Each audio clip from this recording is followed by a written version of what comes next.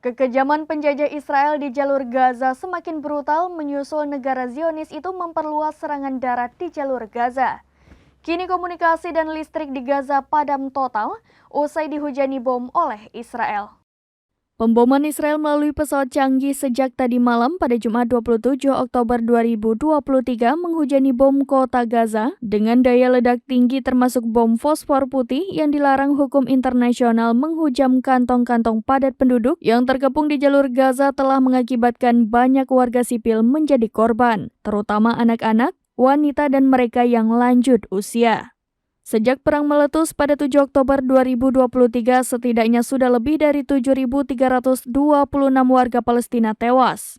Sementara itu, Hamas mengatakan para pejuangnya telah menghadapi pasukan Israel di berbagai lokasi. Media internasional dan lembaga bantuan mengatakan mereka kehilangan kontak dengan staf di Gaza di tengah pemadaman komunikasi yang hampir total.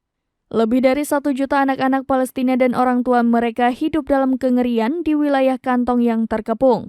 Pejabat Palestina Hussam Zomlot mengatakan dia tidak dapat menghubungi keluarganya di Gaza. Hussam Zomlot, kepala milisi Palestina untuk Inggris, mengatakan ia tidak dapat menghubungi anggota keluarganya di Gaza karena pemadaman komunikasi di wilayah tersebut.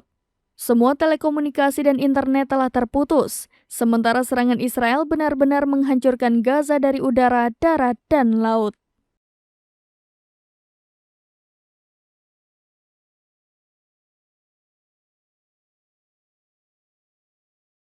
Demikian informasi terkini, Syederalun saksikan terus berita lainnya di kanal YouTube Serambi News, website dan Facebook serambinews.com.